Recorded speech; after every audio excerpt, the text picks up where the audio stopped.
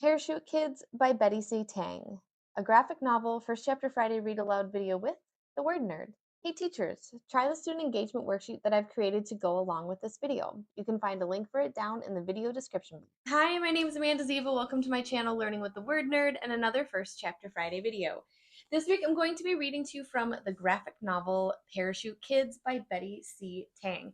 Betty did both the words and the illustrations for this graphic novel.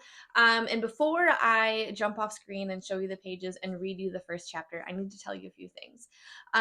One, you can see across the top of the banner, it says uncorrected proof not for sale. This book was sent to me by Lizette over at Scholastic. They're not sponsoring this video or anything, but I am so appreciative of them for telling me about this book because I really, really loved it. We've talked before on this channel how this is an ARC, which means advanced reader copy. They send it out to people like me who love to talk about books so we can spread the word about it. It is now out and about in the real world for everyone to have it. So I waited a little bit to share about it, but rest assured, it is a great book. And thank you, Lizette, for sending to me. This book, we said the format is graphic novel. And I'm having a hard time identifying the genre because it was written about the 1980s. And typically we say like historical fiction is like things that are 50-ish years ago, and like we're creeping up on that for the 80s. And so the things that were happening in that time period in our country, in other countries, it's not like it is today. There are political differences, there are cultural differences. Things don't look the same, and so it kind of is bordering on that historical fiction time period. And I was born in the 80s, and I don't really feel historic, but it is what it is because of those differences, the political and the historical differences, cultural differences. I'm going to start this first chapter Friday by reading you the author's note because I think it's going to give us a lot of really great context for the story, and understand and appreciate it even better. If it didn't take place in the 1980s, I would say it could be categorized as realistic fiction. It is about real kids, real problems, living their real life. Like there's no fantasy, there's no like major political figures. So it's like on that bubble of historic and realistic fiction. And maybe when I read this author's note to you, that will help you better understand it. And maybe that's a great discussion to have as a class. Like, how do we decide which genre a book goes in? So here's what Betty C. Tang has to say about her book. The term parachute kids refers to children from Asia who have been dropped off with friends or relatives in foreign countries while their parents stayed behind. This practice has been ongoing for decades and continues today. Parachute kids face the challenges of a new country, culture, and language without their parents. My siblings and I were among these children. In 1979, when the United States changed its diplomatic recognition of Taiwan to China, my parents, fearing war, made the decision to send us to the United States. While my dad stayed in Taiwan to earn money to support us, and my mom visited us whenever she could. Like Feng-Li, I was excited. I was 10 years old when I arrived in the United States, but soon found myself lonely and friendless. My siblings were around, but they had their own issues, and they were in no mood to hear about mine. I became unforgiving toward my parents, once even accusing my mother of abandoning me, which caused her much grief. Then, slowly, my English improved, which made all the difference in the world, as I could finally communicate and make friends. Eventually, the foreign turned familiar, and America became my new home. Now I fully appreciate the sacrifice my parents made to give us a more promising future. It could not have been an easy decision, for what parents would willingly break up the family and live apart from their children? Parachute Kids is not a memoir meaning a story about a portion of a person's own life. It is a mixture of fiction from my family's first experiences in America and anecdotes of immigrant friends I met along the way. I felt compelled to write it because I think it's important for people to know about these children and about their parents. Asians in general are not very vocal. We are taught to work hard, mind our own business, and as the Chinese saying goes, eat bitterness. So to outsiders, it might appear that our achievements were easily attained, that we all come from money, or that we are all naturally smart. But what remains unsaid are the efforts, failures, and sacrifices. Through Feng-Li Lin, the main character in this book, and her siblings, I hope to show this struggle and share a small but important part of who we are. I do feel a huge sense of responsibility in writing this book. I'm aware that each parachute kid will have had their own unique experiences different from the ones portrayed in this story. In no way am I trying to say that the Lin family's experiences are representative of all parachute kids. For how can any one book possibly represent an entire group of people or subject matter? Perhaps the answer is that we need more diverse books, so eventually everyone can find a piece of themselves reflected and their voices heard. I hope Parachute Kids will encourage others to share their own unique stories.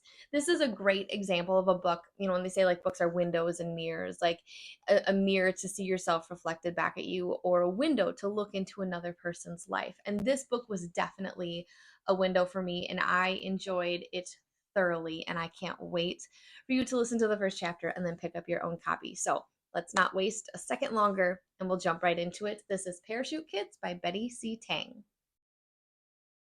Dream trip to America turns into a nightmare.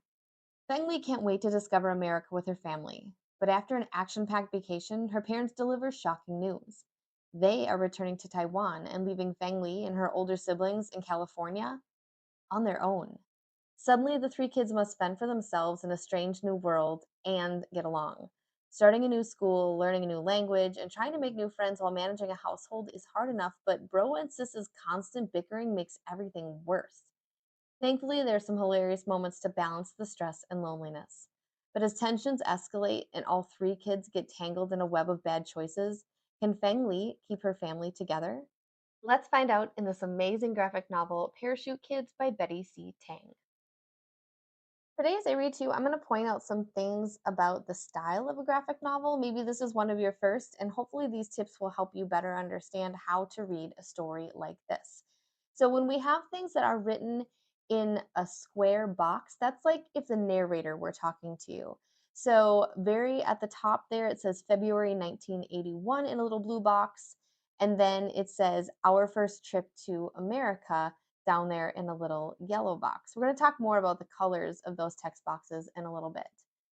In the next panel, we see customs and immigration. So they're walking into this section of the Los Angeles airport, and you can see by the looks on their faces, they are a little bit stressed out. It is a bit overwhelming. Then in that very bottom panel, we see that one character is particularly excited. That's our main character, Feng-Li, and she says, "This is going to be the best vacation ever." Feng-Li begins excitedly talking to her family members. She says, "I can't wait to tell my friends back home. Can I send them postcards, Mama?" And her mom says, "Yes, of course, Feng-Li." "What do you want to see, sis?" she turns and asks, but her sister's looking a little bit too tired to answer. Feng-Li says, "I want to see the Hollywood sign, the wax, the tar pits." She's got her face buried in a touristy magazine or a guidebook, perhaps, trying to figure out all the fun things she wants to do on her vacation to America. 1 hour later, again, we can see that blue narration square box.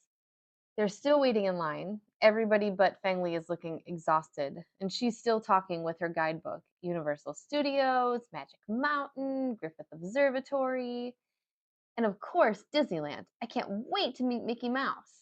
And then her brother says, "Maybe he can adopt you." "Oh, can he?" Feng-Li asks. And then in the next box, we're starting to see a different color speech bubble. And that speech bubble from that worker at the airport says next, and that is a white box. And then her father says, "Come, come, it is our turn." And so this is the illustrator's cue to let us know that the white bubbles are when a character is speaking English, and the yellow bubbles are when the characters are speaking Chinese. Feng-Li's father says in English, "Good day, sir." And the airport worker says, "Business or pleasure?" And Feng-Li's dad says, "Pleasure." And then we can see the airport worker look through the passport. He's flipping the pages and he has a bit of a confused look on his face, which is not a good sign. On the next page, we see that they have been moved to a separate room. They're sitting at a desk talking with some people. And one of the workers says, "There's nothing I can do." And then a translator says to Feng-Li's parents, "Sorry, he says your visas aren't in order." And her dad says, "What? Why?"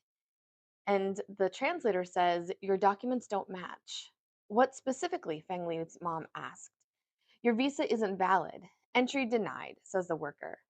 But they were issued by your government, Feng-Li's father says. As they are talking, Feng-Li and her siblings are sitting on the couch and they're starting to look worried. There must be something we can do. Sorry, you must return on the next flight out. It's not going well, Feng-Li's sister says to her. And Feng-Li asks, what's happening? And she says, I think we'll have to go home. And then her brother, Qiang, says, making this the shortest vacation in history. This does not sound good to Feng-Li. She starts looking around and sees a poster for the thing that she wanted to do most while she was in America, visit Disneyland. And suddenly it's just too much, and she starts crying. No! Disneyland! I want to see Mickey Mouse! And she's throwing quite the fit. Another worker who heard the commotion as he was walking by comes into the room. Is everything all right? And the worker says, good afternoon, sir, while Feng-Li is still crying on the couch. And she says, Mickey Mouse, Disneyland. And Feng-Li's sister explains, sorry, my sister's sad. We cannot stay. She wants go to Disneyland. What seems to be the holdup? Sir, the name here has a hyphen, but it's not on the issued visa. The worker takes a look at it and he says, these things happen. You're being overzealous. Grant them their 30-day visa. Yes, sir, says the other worker. The translator tells them, you can stay. And Feng-Li's father says, thank heaven and earth.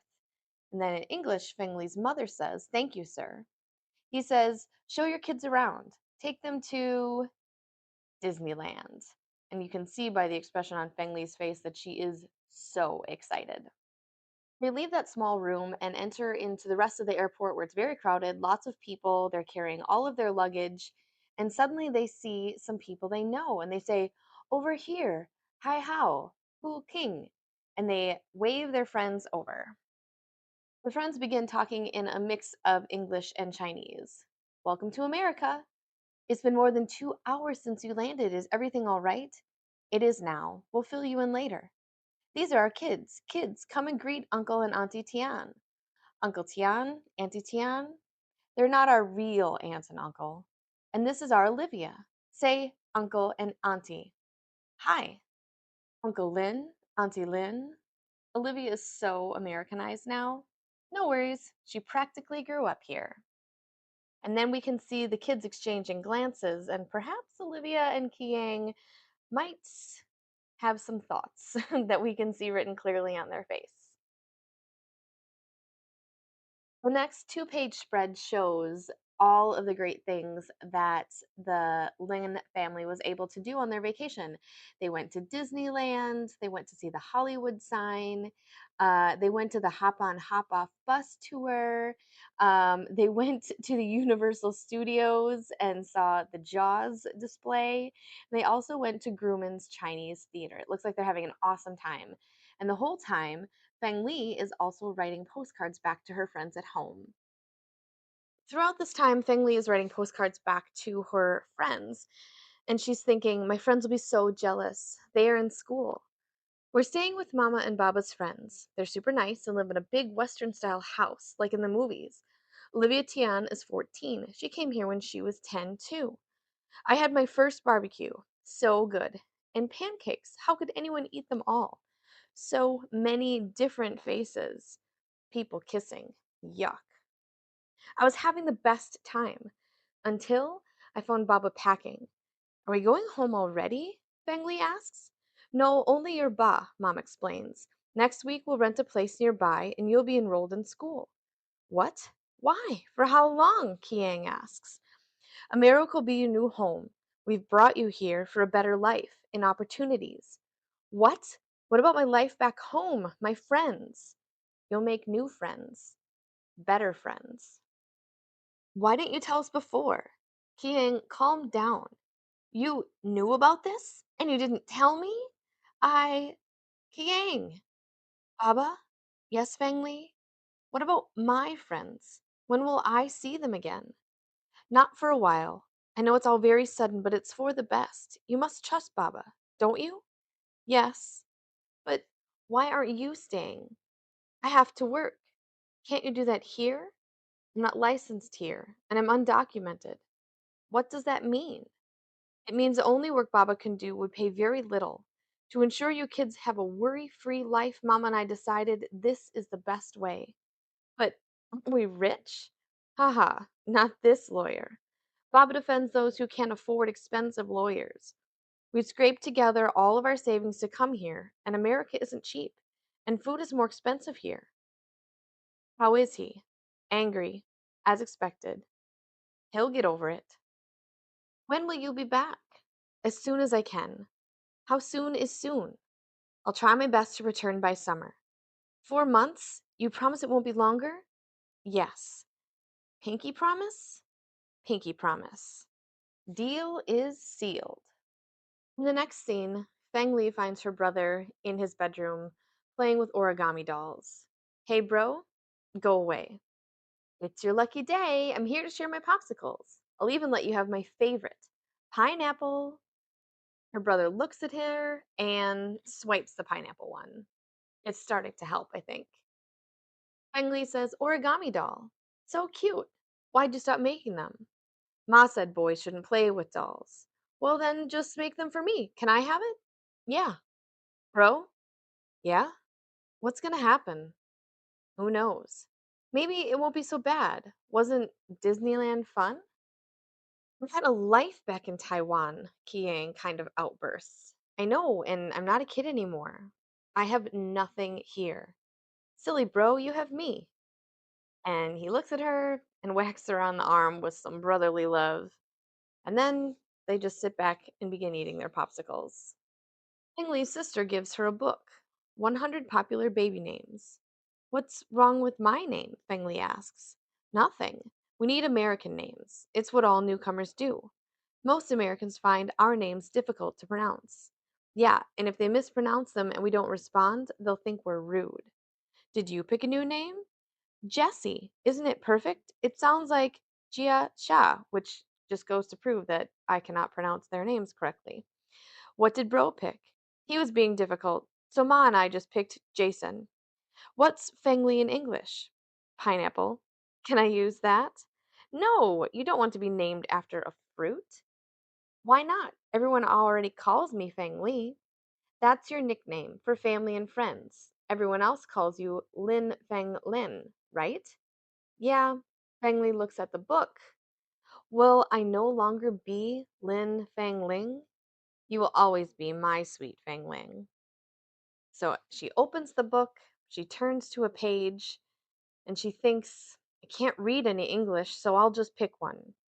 Anne. Looks easy enough. And that's where we're going to stop for today, but a new name is just the first of many new things in Feng Li's life in America, and you'll have to pick up a copy to read the rest. As always, you can find it at your school library, purchase it from your favorite local indie bookstore, or grab it via the link in the video description.